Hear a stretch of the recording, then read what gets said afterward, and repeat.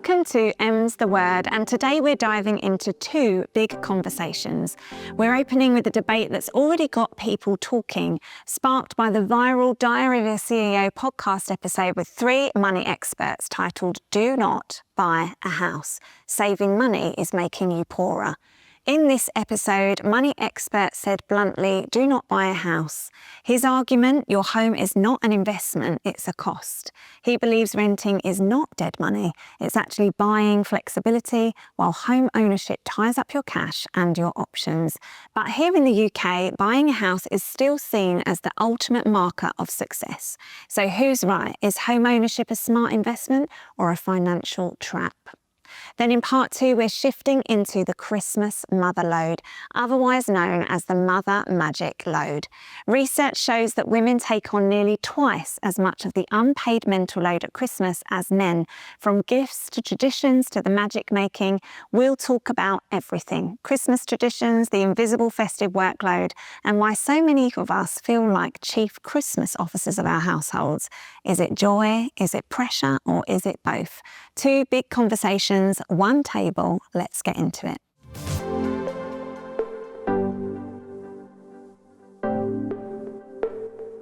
So welcome to M's the Word, and I'm here with our guests who you're going to get very used to seeing on this show. So the first thing we're going to talk about is unpicking the viral episode from the Diary of a CEO called Do Not Buy a House. We could not let this one slide without unpacking it here at this table, so let's get into it. So let's start with gut reactions. When you hear or when you heard Do Not Buy a House, did you have my reaction? What is the first thing that comes to mind, Shelley? Wrong. Why? Why would you say that? Yeah. I feel like buying a house is a sound investment, but it can only be achieved in the right circumstances. So I don't like the thought of somebody boldly advertising that you shouldn't do it, because it is a great dream and aspiration of many people. And as a property investor, I think it is an important part of the economy. Okay. I do agree with you. I think probably because of my upbringing, I see it as an investment, a long-term investment, compared to renting, which I presume is, the obvious one. I don't see it not being a good idea. And I would probably tell my kids the same. That's how they were brought up. Yeah, I mean, I was shocked. Stephen Bartlett, I'm a huge fan. I'm a huge fan of Stephen Bartlett. But having that title in the episode, I mean, I don't have 2 hours, 9 minutes to commit to a podcast, but I watched it because I was like, hang on, who is telling people not to buy a house? And they did say, do not buy a house. Saving money is losing you money. And they're very much investors. Jem, what's your take? Well, yeah, the first time I heard it, I'm thinking, who's doing me out of a job? Like, what are you doing? Where's this advice? But the thing is, it's a really good way of getting you to listen to that podcast. And actually, what they were saying was talking about buying your residential house is not an investment. I think you could argue either way, but you're not necessarily buying your residential house purely as an investment. If you're looking at buying other properties as an investment, that should be sound advice. It should be something that's holistically considered. But your residential house, there's a lot of other reasons why you would want to buy a house. It's not all about because you're going to end up with loads of money at the end of it. It's a future thing. It's your generational thing. And they did talk about that in the end. Thank you. But it's a security aspect, isn't it, that a lot of people hang on to, because you can be rented and you can be asked to leave every 6-12 months, and then you've got to bounce around like that. So I think that's why we're a culture of home buyers. People want that security where they can move in somewhere and be in charge of it, So I think you can't lose sight of that in all of this. I mean, I love a statistic, but in the UK, I heard MAB did this research that £340,000 is lost in 30 years from someone renting instead of buying.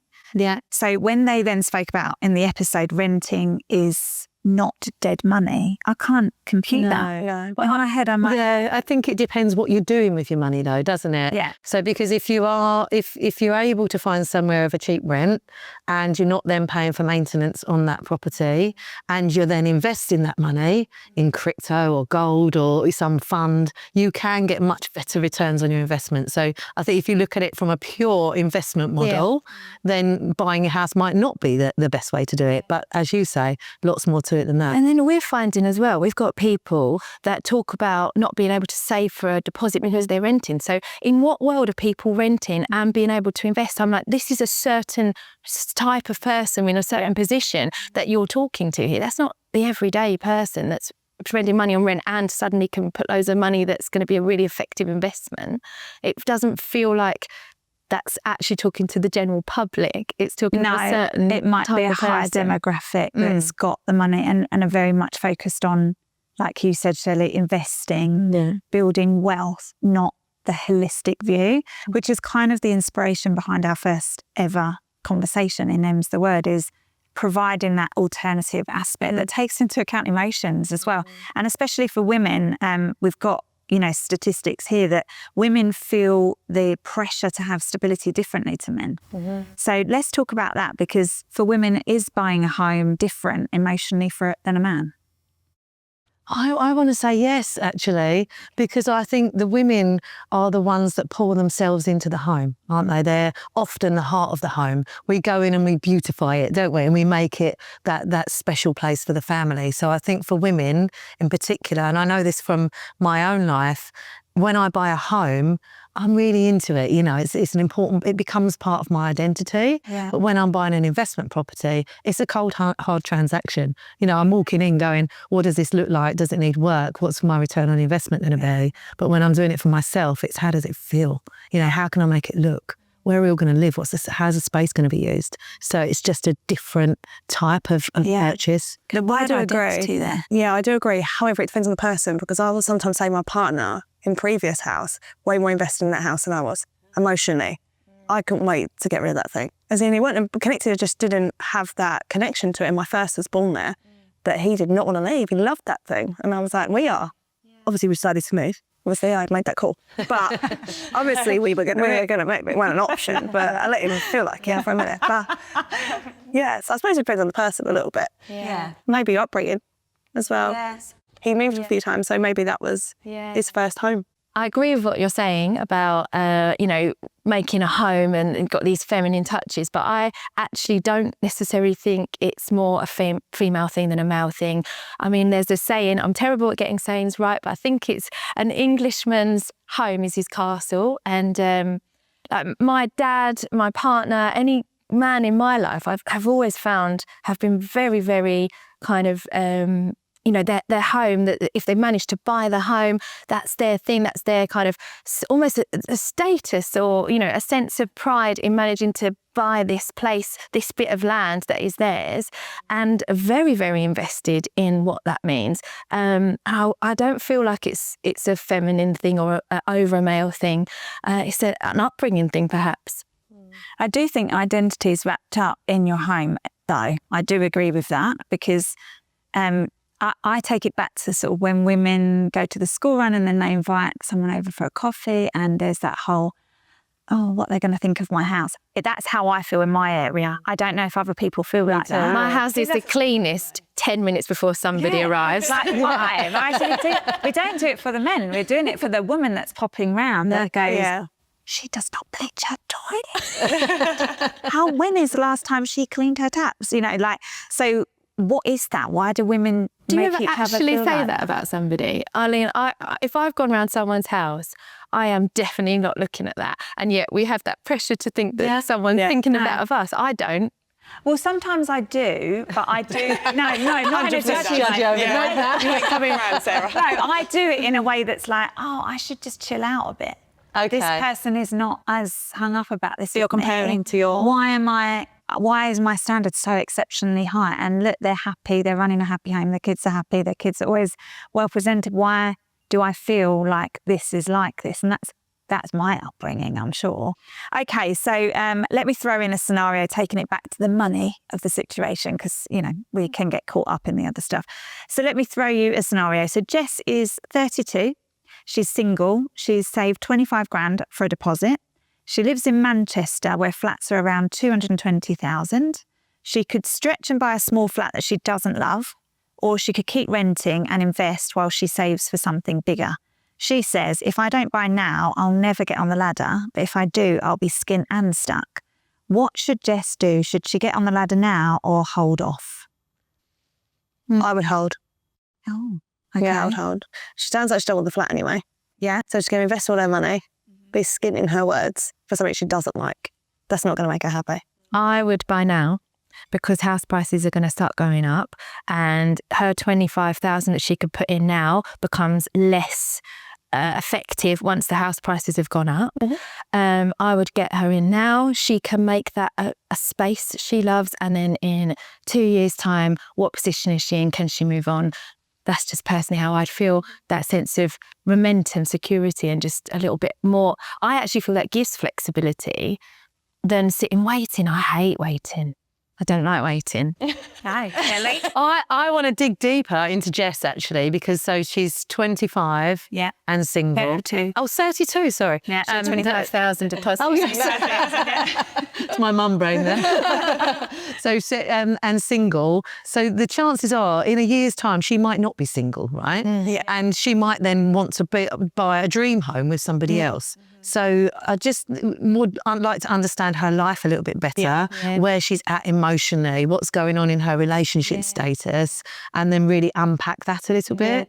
And even if she doesn't want to buy with a future person, maybe she wants to buy with a friend and double up there or do something different. She's got options. So, and also thinking, She could rent as well. She could rent out her property, for example. I mean, if she can buy something big enough, but if she's in that sort of in-betweeny stage, she could put her money in some sort of stocks and shares ISA, see some sort of return on it, so she's not getting battered by inflation, pause for a year and see what comes next in life. So I feel like she's an in-betweeny one. How much can you do in a year? So, well, no, not in investment. It's not in terms of the investment, it's in terms of her relationship and her life. Yeah. Because she could get swept off her feet tomorrow and then she's lost her first time buyer status. Then she's got to pay more stamp duty when she moves. And I think, just where are you, Jess? And what's going on? I think that's where I don't think she's lost it, because so she buys this flat, and then the day she moves in, she meets the man of her dreams or woman of her dreams.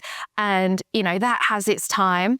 And then in a couple of years, they want to move together. She's on the property ladder. Like I say, she could turn that into a buy-to-let. She's got options. She's not waiting to be saved and rescued by anybody. She's just like, I'm doing my thing.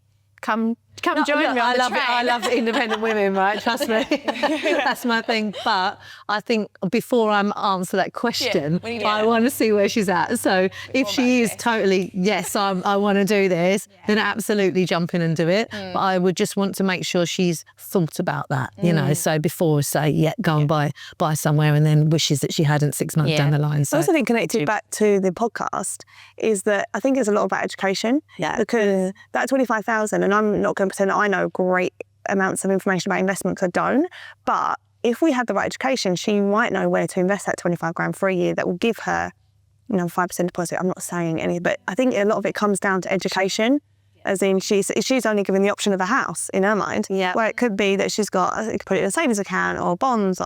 Yeah, but even something like shared ownership. Yeah. It could be something as simple as that lets her actually buy a dream house independently, but because she's educated and understands what all the options on the table are. Yeah, there's loads of products out there that boost your income and get you to the next step, like the new build products that we speak about in On the Ladder. But also, that I do want to point out, she says, if I don't buy now, I'll never get on the ladder. And I do believe what's meant for us will never pass us by in life. In property, it's almost always the case. We've had first-time buyers that, lost a property 3 years ago, and the property's come back on the market. Now they're ready to buy because that was their house. They felt it then, it didn't happen, and then it came back around. And I do think that happens in property, and you shouldn't have that scarcity mindset that if I don't do something now, I'm never going to have it. Because generally, from my experience, if you're gripping onto something, it's because you generally can feel it's not right, and you're having to grip it because it feels like if you don't, it's not yours. Probably because somewhere it's not. Yeah. That's the case. Controversial that a year ago we wouldn't have 100% mortgages. So she could have that and have her 25 grand in the bank or invested. So there's options. That a year ago we would have had that. Yes, now a year in she can. So at the heart of this, we do wonder if women feel more pressure to buy quickly because of that sense of security. So does owning a home give women true security, or does it actually tie down your money and your options? So we're going to finish a sentence. We're going to have some fun. So for me, security means Jade. Oh God. Oh, that's not the answer to my question. You don't mean security to me. I love you, but no. So for me, security means ... Safety in life. So I don't attach that to anything. It's just safe with the people more than it is the actual object. So a feeling of safety. A feeling of safety, yeah. Shirley? Oh. Security means home and love to me. Oh, no. Yeah, I know it's 2 words. Sorry about that. Security to me actually means choices. I'm almost imagining having like balloons tied to something, and that's the security, and then you get to like choose because you've got the security. Yeah. It's weird, isn't it? So it's a bedrock to live your life, like a foundation. Okay. Okay. I haven't got my answer yet, so let's just see what comes out. For me, security means wealth. Oh, okay. Now I know why I chase money. Isn't it weird? It's like therapy. Oh my God, I wasn't ready for it. Yeah, I don't know where that comes from, but security means wealth to me. I feel like wealth gives you a blanket of choice to be able to live your life on your own terms. So, yeah, interesting. I'll dig into that off the episode. I think your answer with me, but yeah, being your safety. So yeah, security means Jade. Yeah. Okay, quick fire. Buy now or wait? Yes or no? What's your instinct? Wait. Wait-ish. By now. Oh, you haven't changed your mind? No, mine's question. It's not even a decision. It's just question. Yeah, you know. So. I mean, actually, the answer is look holistically at your situation and get good advice. But if you're going to say buy now or then buy now. I'm going to say wait. I'm going to say wait. Wait till you know. Okay, so one last thing. If your daughter asked you whether she should buy or rent for her first property, what would you say? Buy. Yeah. I love it if she says when. Well, now I'm just like, well, what's her situation? I want to know more. Like, what's going on in her life? Well, she's like, Mum, you know, I'm gonna leave your house. I love you, but I want to have breakfast on my own and have my own place. That's a whole temporary issue we'll be having a conversation about. But yeah. Should I rent? Like, I've got no money to rent. I buy. You're going to say I'm rent? going to say just for a little bit. Get used to it. Okay. Get used to spending some money and living on your own with view to buy. Okay, so I haven't answered this, but I'm going to do another quick fire in a minute. If my daughter asked me whether she should buy or rent, I would say if there's any part of her that wants to live in London and live that London life, rent, because I never did. And now I'm older and I commute to London a lot.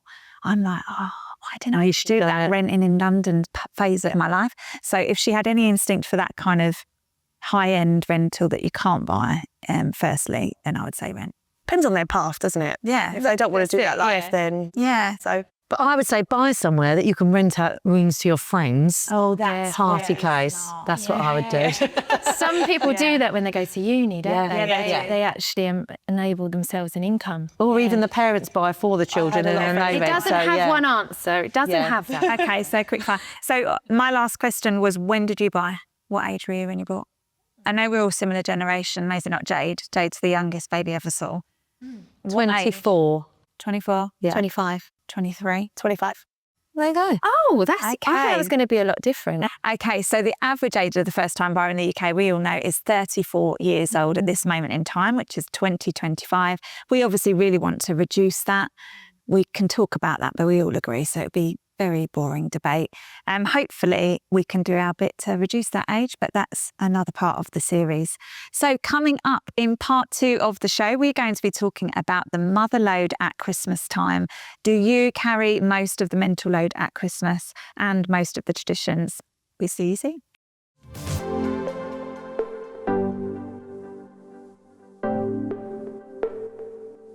So let's talk about something that weighs on so many women at this time of year, the Christmas mother load, the mother magic load. So what is one Christmas tradition you love? I'm looking at Jade because you don't know Jade as well as I do, but she loves Christmas. She is the Christmas elf of the table.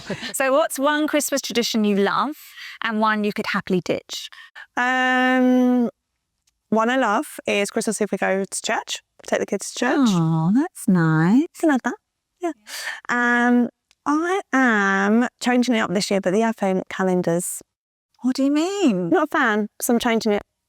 Wait, I'm putting the cards down. What do you mean you're changing it? You're not going to do advent calendars?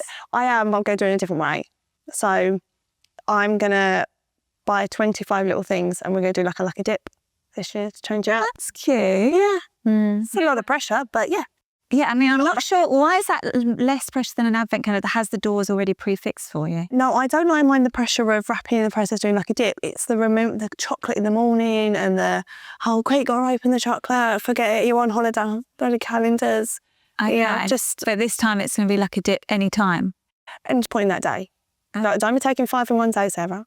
It's not in my house. No. No, I like a rule. That sounds like way more work to me. I like the work. I like the work. It's just the rush and the chocolate and opening on the windows. I like rules. You could eat the chocolate any time of day, Jade. Can I tell you? I want to do the whole episode on this. What a child I still am. So my birthday's in December and my mum still buys an advent calendar for myself and my husband. And in November, I eat the day that's my birthday. No, see, you wouldn't be allowed in my house. Because I used to do that as a child. I was like, I'll get chocolate on my birthday anyway, so it doesn't matter. No. And I still do it at the adult age I am. You get chocolate in November. So say my mum gives me the advent calendar on like the 28th of November. Yeah. And I take that and I pick the one that's my birthday and I eat that chocolate. But then And I will not stop because I'm a big child. Because Sarah's face. But then it's like wrong until the 11th. It's not wrong. But do you close the window so you can't tell it's open? I own that. That is my day and I'll eat that chocolate. And you keep the door open? It's just a thing I've always done since I was a Do you child. let the kids do it? No, because it's Well, not their birthday. Oh my. I never thought this would be such a contentious episode. Shelley, what's one tradition you would keep and ditch? Okay. Interestingly, the one I love is hosting. So when you have everybody over, I do the big family dinner. My biggest number's 25 so far. Wow. So it takes me 2 or 3 days. I get it all ready. Oh. But also the one I would ditch is hosting. Because I love it. I know. I just have this love-hate relationship with it where I love to provide. I love to put it all out and I love it. And everyone says, oh, this is so lovely and I'm so proud, And then the next year I think, oh, God, I don't want to host, just give me a year off. Yeah. Exactly. So it's all about that really for me. Yeah. Oh, we're going to dive into that in a bit. That is interesting. So, Jem, yours was to keep, but what would you do? No, that wasn't to keep. That's not my thing. Oh. The thing, I'm just telling you. The thing I love is decorations and the lights outside. Oh, yeah. It's so simple, but it gives me so much joy to see all these beautiful twinkly lights and also, and even, around COVID time when you couldn't really do loads of stuff, I used to go out with a scavenger hunt list and take my one kid at the time and we'd be like, how many reindeers can you see? How many Santas can you see? It was such a simple, I just love the simple stuff. I don't want to wrap 25 presents when I don't have to. Yeah, the thing I want to get rid of is the pressure to do all the extra stuff. So I don't want to wrap 25 presents that I didn't need to wrap in the first place. I just want to take it simply. I don't want to start in September. I don't. And it makes me feel like I want to cry. It's magic, but it's too much. It's too much. But where does it come from, the pressure? Who's creating it? I think it's the peer pressure almost that I'm doing this. I think I'm at my most magical and I don't feel like that. Yes. That's probably true. That is probably true. I will challenge you on the September thing though, because I'm following somebody that I'm not advertising on purpose. I don't know her exact name on Instagram. So it's something organised, something mum, something like that. And I happen to watch her and she's doing the 12 weeks to Christmas, which starts in September. And she has made my life so much easier because every Monday she just gives me a little task that's Christmas related. And as a result, I have booked the tickets for the Christmas traditions way sooner than I would have. I've got the advent calendars sitting in the garage. These are things I wouldn't have done yet.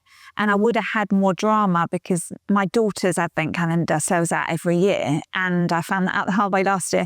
I got it, but it was a lot more stressful. And I feel calm. I feel like I only need to do what she tells me to that week. I don't have to plan the whole Christmas. I just have to do what she tells me. And that did start in September because it's 12 weeks. Every time you say that, my heart goes like this. At 12, I have a little panic. I know. In my heart, I'm like that. I know. I just, I think another thing. What now? For me, it's not that bad. It's little things. But I think for me, I have 2 birthdays before Christmas in my household. and my own, but no one worries about that. And then Christmas coming as well. For me, I have to do the next thing, and so it's someone's birthday before it's someone else's, and then it's Christmas. So to start in September for me feels like, but I'm going to forget the things I'm holding before that. Okay. And it just feels like time, come the summer holidays end, and then life just goes on that, like, you know, when you listen to a WhatsApp message double speed, it feels like life just does that. Yeah. Wow. Yeah. And I'm just a bit like, yeah. Do you know what I do panic. I booked my first Christmas event January the 10th for this year. What was that? Polar Express. I did. They went on let release. I'll be honest, and I didn't want to miss it. I think you're right, because that's what I just booked tickets for, and it was so hard to get them. Oh, I just booked those though, and that was no trouble. When I didn't want to risk it. When we did a special Loveland UK, we had to book it in March, so it wasn't a choice. Yeah. You weren't going to get one if you didn't. So I can understand there's key events. If you know you want to do that year, you've got to be organised enough to do it, right? All that lady that doesn't make me says. upset. So you'd like it. Open-mindedness. My tradition, I don't think I've answered, and I don't know the answer. I know, it's such a small thing. I made it up one year. I say made it up, I saw it on Pinterest and emulated it, and it's totally my idea in our house now. The little Rudolph breakfast that we do every year. The pancakes with the whipped cream and the thing. And I don't know why, but every Christmas morning when I do it, I take a photo. It just makes me feel like I'm there, I'm present. Yeah, that's something that they can anchor to. I'm just always looking for the kids to, when they're older, have things that they go, we used to do this. And I didn't just want them to all be my things. I wanted it to be things we created with them. Yeah. What would I ditch? Do I dare mention the E word? Well, that would be one of mine as well. I loved it the first few years. That cheeky little fellow. That cheeky little fellow. If you've got children nearby and you're watching this, please turn it off. Because the L. I've actually fully passed it over to John. He's so good. John is my husband. That's a really good idea. I did what you told me about tips, about, marriage tips. We'll come on to another episode. And I was like, I'm going to fully hand over this responsibility without any control to you. And honestly, he's so much better at it than I am. That's great. What a great idea. It's nice of me to say, because I want to admit that. No, I have told him as well, because honestly, it's really good. Because actually, it's not the E thing that's the problem. It's the mental load of it, right? Yeah. So what you've just done is took away the mental load for you, giving it to somebody who clearly, obviously has mental load of other things, but maybe not all the other things. Yeah. As you've delegated. Yeah, and genius. also, I don't know about anyone else, I fall asleep on the sofa every evening way before I'm ready.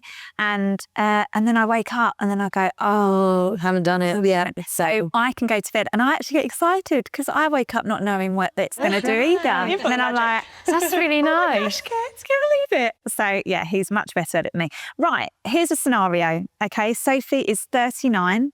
Not much younger than me, a mum of 3 and starts Christmas shopping in October, but still ends up exhausted. She tracks every gift, writes every card, cooks every meal, while her partner's only job is to put the fairy lights on the tree. Sophie says, everyone calls me the Christmas Queen, but sometimes I just want to quit and book a holiday instead. So let's unpack this. Is being the Christmas Queen a compliment or just a label for basically carrying the entire load? I think you're like a Christmas queen, so let's start with you. 100% love it. You can call me that. I want the pressure. I actually, controversial, don't like Christmas Day. Love the run-up. All the eyebrows. I'm with you. I don't actually enjoy Christmas Day. I love the run-up. I love up until Santa's been and we've done that. Other than that, I'm out. Like, I would do all that bit. But it's just because all that build-up, all that excitement. And so then it's you're like just an anticlimax. yeah. So we're going to go away after on Boxing Day, Oh, yeah. We love a Christmas. To Disney. So, yeah. So that will be magical. So we're going in between, because I actually despise the in-between bit. All of that work up for just a drop is just not good for it. I will go away for Christmas. I'm trying, but my firstborn being a furry animal, it's very hard. But I will go away for Christmas. I love the build-up, just not the actual day. But you can call me a Christmas queen all you like. And I will take it. Yeah, I think in this scenario, because she's not having a great time with it, the Christmas Queen is a glorified mug. and therefore she needs to delegate so expertly, like you said, but also similarly, you know, like we would do with a birthday potentially or Christmas. I think there's part of it that we're doing our own disservice. We're probably holding it. I know I control the things. And maybe don't actually want somebody else to do it. However, if that's somebody else, if you could just communicate, say, could you ask me, do you need me to do anything? Do you need any help? Perhaps you could then delegate a couple of those things. And Christmas Queen, I've forgotten her, Christmas Fairy, Sophie, would maybe then keep the bits that she's really happy to do, but share. And actually her partner might feel great about the fact that he doesn't just have to do the lights. Maybe her partner wants to do a bit more, but she hasn't let that go. So I'd want to look at that. Maybe he's scared to step in because she's so Christmas Queen that he can't get that little claw in. So I think it's definitely, look at how well you're delegating, Dom. You know, Inspired by. Yeah. So either delegate or do less, because actually who are you doing it for? And what are the expectations anyway? So yeah, I think we can put ourselves under so much pressure to create this moment or this event, and actually no one else expects it at that level. Your so children, just strip it back. Yeah. Because what they want you to do is open the presents with them and sit on the floor and enjoy it. Go outside and play. Presents, not presents. Oh, this is it. There we go. That's what they want you to do. They don't want mum in the kitchen for 3 days stressing about gravy. You know, but yeah, I'm so obsessed about gravy that I don't even eat. I'm vegetarian. You know, well, I know, but no, I can't do that. Don't make Jamie off of this gravy. And then if you're, you know, feeling stressed, you might argue a bit more with your partner. You might be a bit more snappy. So it very much depends on how calmly you're managing this situation, because I tell you what, your kids will get more magic from you if you are feeling good, calm and happy and good. You get a bit of Christmas because clearly we all love it. You want to feel. We're taking that away as at this year because we're thinking of going for dinner. Never done it before. Not necessarily keen, but just taking all of that chunk of the day out. Interesting. Might come to your show. You're hosting it now. Might as well come inside. No one else does. The gravy's going to be great. Bring the gravy. Well, this is going to be a different year for me because this is my first Christmas single, right? So it is just me now doing all the magic. So obviously Dad will pop in for a bit and see the children, and then he'll go, and then it's me hosting with all the family. So that's going to be a different dynamic. Surely there's still the same amount of children and the same amount to do. So obviously research shows women take on nearly twice as much as men in a normal household. So are you organising Christmas for the both of you, or? I always have done. I don't think it's going to feel much different to me. Okay. I think what it will remove is the disappointment. So in a way, because I was always expecting someone else to step up and help. Okay. And still saying, oh, are you going to help with this? What are you going to do with that? And it just wasn't very forthcoming, you know. So here I am now. I know I've got to do it all on my own. And actually, because of that, people rally around more, you know. So and actually, I've got a Christmas fairy myself, my friend. I will name her Auntie Carla. So she's one of my best friends and auntie to my children. And she comes around and she helps me with all the wrapping every year. Or she takes it away, wraps it and brings it back. I mean, what a magical found. We all need an answer. Actually, I want to take the wrapping back. The wrapping is the worst bit. Oh yeah, the wrapping. Yeah, kick the oven. Get rid of it. Do you know, I am for Christmas shopping, Jade, you're going to hate this, and I'm so excited to tell you, I'm a blitzer. I will pick a day and I do it all. Oh, same. Online. Yeah, online, in a shop. A bit of both, because I'll do as much as I can online, but then I want inspiration. So I want to walk around a Christmas style shopping place and be inspired by stuff, and then get the extra bits or work it out that way. But I am like you have all my attention Christmas for a day. I'm doing everything. Maybe 2 these days because it's a little bit more. Can't quite talk to you right I know. Let her have a minute. Take a bit of water, Jade. It's okay. Yeah, It's usually in December, by the way. You need to leave. Sometimes you have to go. So let's get real for a moment. Have you ever felt resentment about Christmas prep, or pride that you are the magic maker? What is it that's driving the work? What's the emotion I think behind both that? of those. And also, let's not forget about the mother load in December at school. Yes. Let's not forget that, mate. If you've got children in primary school, particularly, I've had 3 up until now. Only just one's just gone to big school.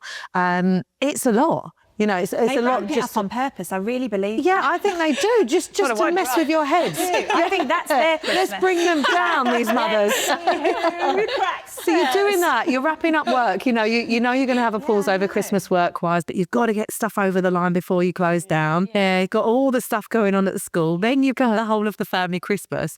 I think I am in despair, I would say, by the second week of December. You're right. I don't even know who I am anymore and what child's got to be in what class, wearing what outfit at what time. I have no idea. It is a challenge anyway. It's not the nativity anymore. It's No. like, dress them as a sausage. Hot socks on this day and bring in something green and red or on another day. It's too much. It is too much at the school side of things because It's not really, doesn't bring the it's joy. not really set up for working mothers, really, is it? No. No, it's not. But also, I think selfishly, this is why I also know I like being the magic maker because the school stuff, I don't get the good bit. I'm just sending them in with some odd socks or whatever it is. And I don't get the joy of that prep. Whereas when we're creating the magic and then we're coming down to see their face, like it would really annoy me if I wasn't there. If I've created the magic, they see it and opened the presents before I was awake, for example. Oh, yeah. I'd be furious because I'd be like, no, I'm doing this slightly for me too. Because I want to know I'm doing a good job. I want to see your magic. It makes you feel like a proper mum. They're the moments that I go, oh, I'm a proper mum today. I've done this and I can see this. Look at the joy. I love it. In answer to your question, I think I wouldn't feel, I probably have felt resentful before, but I think as long as somebody, and probably that person being my partner, could say, thanks for doing this, this was really good. And I think that's all I need. And then I'm all right. And then we always go away at Twixmas, which I think gives that little break and that little bit of breath. So I think the resentment it's not a deep core memory that I'm like, resentment. I think, but I would need somebody to be like, thank you. And acknowledge. Yeah, thank you for making that nice. Yeah, I agree with that. Yeah. I think I always wanted, like, what do you need from me? You know, that would have been a great question at that time. And I'd have been like, actually, can you get me a donkey outfit? It might even be buy the wrapping paper, like something quite easy, but you know. I need to know this for my own personal research, not on the cards here. Do you use different wrapping paper? Yes. Yes. This first year I haven't, because obviously I've got my wrapping paper, and I'm not loving this. I bought it in January, but I'm not loving this. I know I'm going to have to chop because I'm just a bit like, I worry my eldest will run down and go, and I'm like, oh no, like it's split. Yes. Because by having girls, obviously there's not. Oh, I didn't. Oh, that wasn't the you're question doing in my wrapping mind. paper separate for the girls. Each child has their own. Because Santa buys all the presents man. in Santa's Jade. the only one that brings presents in my house. Oh, so you don't need to worry about No. that. Oh, yeah, but they can't see the rolls anywhere either of paper. No. Otherwise, they'll be like, how did you get that? Absolutely Because that lives in... That has happened before, and I did assist with shipping the wrapping because I wanted that one for you. Oh, you did. Very good idea. Okay, that's good. Well, interesting, Santa in my house doesn't wrap anything. So just pops it all in the stocking. Oh. Yeah. So it's just there. So I think I might have those elves next time, actually. yeah, so in our house, it's obviously quite busy around my area of Essex. So just shoves it in, just get it in the sack. That's it. Okay. Great. Right, well, that's good. So let's end with a fun one. If you could drop one Christmas task this year, guilt-free, what would it be? Writing out the Christmas cards to the kids in the school. Why'd you do it? I've never done it. Just never ever done it. The pressure. Never done it ever. Just drop that. We just don't send any? No. Are you Not keen that on mum that. opens them and just shoves them in a drawer, though, when you get it, no? Is that what you do? But publicly, everyone's hearing this. Look, it's just annoying for me on the other stick them side on of my it. door. They sit in his school bag or like they sit in my son's bedroom and they don't go anywhere. He just leaves them in a pile and then after No, my mum and dad keep cards from like 10 years ago if they like them and put them up again. Well, my mum. My parents did that. Yeah, they My did. mum cuts them. She's really handy with this. She'll take them. She cuts them up and makes them into labels for next year's Christmas. My mum does that too. Brilliant. And the children like it too because it's like a craft. She used those crimping shears. Right? Shears, does a little hole punch. Yeah. I take it back. I will do Christmas cards. I'll send you one. I've literally never done them. Ever. I don't really do birthday cards either. I don't really gift people cards. Okay, you're not the card trained. I'm just not, no. No, okay. So I can badge it as an environmentalist, really. Yeah. I'm just lazy. So it's just not a thing. Just an understanding. Yeah, so people know me, they give me cards, which is always lovely, and I love to receive them. So, but I'm like, look, that's great. I'm not going to come round, I'll feed you. So I'll host whatever. You're not getting cards, Oh, that's good. So I don't need to worry about your birthday card either then. Well, I do like to be seen. I have a two-way Very way. Shift it. Okay, what are you dropping? Oh gosh, come back to me. Come on, I'm not ready. I'm Hold not on. ready either. What am I dropping? The burden of responsibility. I'm just going to let things slide this year. So there's going to be things that drop, and I don't know what they are yet because I haven't got there. But when it happens and I drop the ball, which I will because I've got, there's just a lot. I'm just going to let go. Yeah, I'm going to drop external pressure because I've done it a certain way. I've been a mum for nearly 10 years. I've done it a certain way and it's worked every time and I've had lovely Christmases without fail. So for some reason this year I'm starting to get a bit like caught up with it and I just need to drop the external because just keep doing you because actually it works. It's fine. I like that. It does. And do you know what? Just so you know, our elf in our house, he doesn't even move every day. Yeah. Sometimes he's tired. Sometimes tired, yeah. Sometimes it wasn't magical enough that day or the behaviour wasn't good enough. Well, they touched. Yeah. Well, touching, they're allowed to touch it. I didn't. Yeah, I did that because that was too hard to manage because I had a toddler. Yeah, I think that was a rule. No, I didn't know there was a rule, and then I got told about the rule. I and said they it were like, doesn't count. I said it doesn't count to children too young to understand. Yes, that's a good idea. My friend was there, she was horrified. She went, "Oh my God, what are they doing to you?" That's hilarious. Okay, what am I going to drop? I'm going to drop doing everything last minute. I am going to... It sounds like you already have. I'm going to do things step by step and I'm going to see how I feel. Okay. I'll report back and let you know. If there's any tips we can give the ladies watching, what would we say? Come on. We need to part some wisdom. Oh, okay. Impart. Right, Go on. Yorkshire puddings. Oh, gosh. Yorkshire puddings are absolutely fine if you make them 2-3 days in advance and put them in the freezer or the fridge. And then, so on the day, don't be messing with Yorkshire puddings because it's just way too much drama. Your oven's already full. You can't be dealing with watching the rise and all that. So just get them done. What, as in they've risen? Yeah, so you get them, cook them all from scratch, but make them and bag them up, put them in your fridge and just leave them. So on the day, heat them up 4 minutes and you're done. If I say 2 words to you, how do you feel, Aunt Bessie? No, it's not good To enough. make it worse, I don't cook Christmas dinner. No, I don't. I never have. I don't even make a coffee in my house. Else don't come round. I'll bleach my toilet. I'm but lovely, so I won't cook for you.